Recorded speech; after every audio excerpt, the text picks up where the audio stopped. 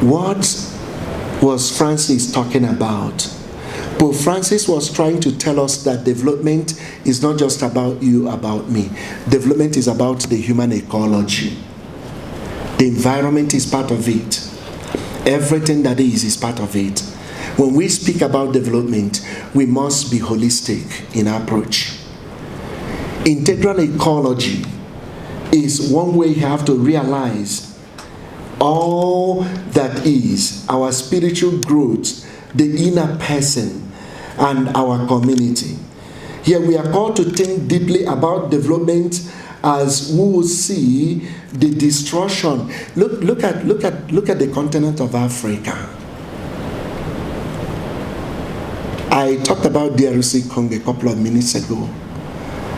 I did a research with a couple of friends looking at what young people suffer as a result of the extraction going on in DRC. Look at Nigeria, the Niger Delta region of Nigeria. The degradation of the land. People are very sick. And we can build skyscrapers without noticing that a woman is dying, a child is dying because of this extraction. What are we doing as faith leaders, faith traditions in these situations? That's the idea Francis brought about, integral ecology. For us to talk about development, we cannot ignore the environment. And so, the whole ecosystem belongs to us, and it is our responsibility to take care of it. We need a profound transformation of everything: our lifestyle, means of production, power structure, rethinking what it means to be human today. That is development, because that's what religious traditions do. What does it mean to be human? It is important to begin with basic human experience and move to basic human needs. Why have we not reached this point in Africa as religious traditions? What is holding us? What are the challenges, my dear brothers and sisters? Number one, the knowledge of our mission as religious leaders and communities. According to Rabbi Jonathan Sachs, the Jewish ethics of responsibility is built on the rabbinic phrase that God invites us to be partners in the work of creation. He created the world in love and calls us to create in love. God, the ultimate order, invites us to reach out to the human order. God is the ultimate order, has invited you and I to reach out to the human order. Do we really understand our mission? It's number one question. As religious leaders, institutions and traditions, do we recognize our calling?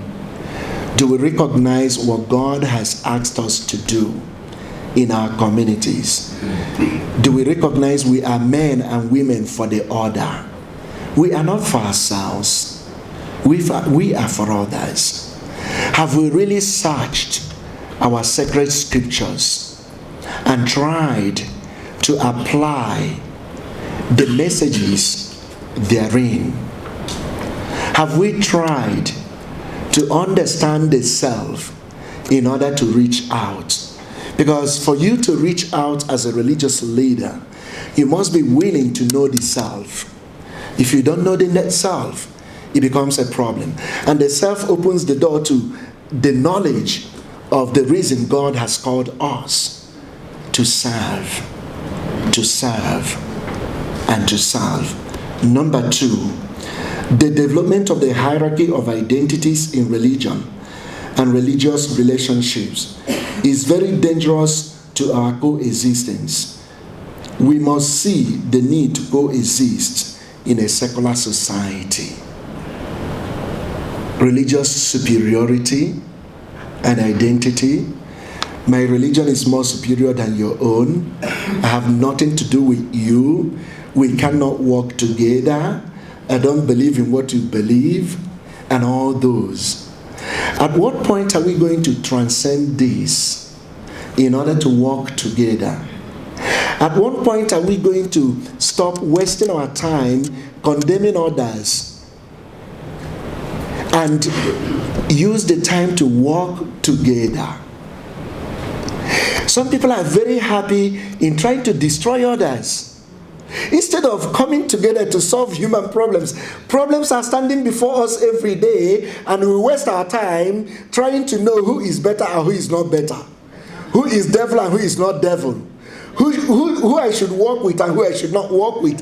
When problems are staring us in the face, my dear brothers and sisters, time is not on our hand. As religious leaders and institutions, religious organizations, we don't have the whole time in the whole world. Let's roll our sleeves and start working together. You know, one day, we were in South Korea, and I took a picture with some friends, Muslim leaders, Buddhist leaders. You know, a guy in my village called me from the village and asked me, "What are you doing with those people in that picture?" This is the challenge. And I said, "What's the problem?" He said, "You are standing with a Muslim?" I said, "Hey, bro, what's your problem?" So some of the religious traditions teach this nonsense. My dear brothers and sisters, I'm an African. I have to tell you the truth. We need to change our approach. We just need to do that. It's very important. The common denominator is our humanity. We are human beings. In the Catholic tradition, we say, created in the image of God. That is our shared humanity. Unless we're able to transcend, to go beyond these narrow identities, we may be asking ourselves, why is it that we're not doing very well in development as religious traditions? We are holding ourselves on the ground. Number 3, for religions to live up to the expectations of their teaching, we must break the bystander syndrome. The bystander syndrome. It's not my business. I'm not going to do this. Our church is not going to do it. Our mosque is not going to do it. Religious traditions cannot be bystanders, because we are called to be witnesses, and we must be ready to witness our ontological sibling structures. We must show up with kindness and true witness. We need to show up. We must engage each other as one family, from our deepest theological differences and leanings, and then focus on our common humanity to support each other.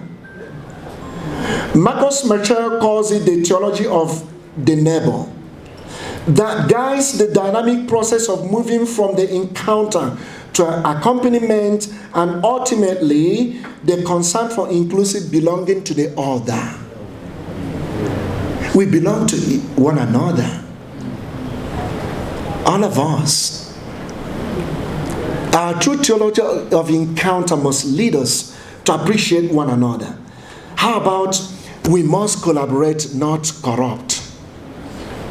Collaboration is very important among religious traditions, but not corruption. You know, like the case of the Good Samaritan who walked and saw this man in need. That is called solidarity and collaboration. But when you are compromised as a religious leader, in my place, people will say your case is hopeless. If you're compromised in corruption, it becomes difficult for you to do your work. We have to collaborate with institutions, with regimes, with organizations, but we have to be sure that we are leading the people We need to avoid the silo syndrome. The silo syndrome. I'm not going to collaborate with you. I'm not going to work with you. I work alone. When we come together, we can achieve a lot as religious traditions. Then the dependency syndrome, which is one of the problems with our continent, Africa.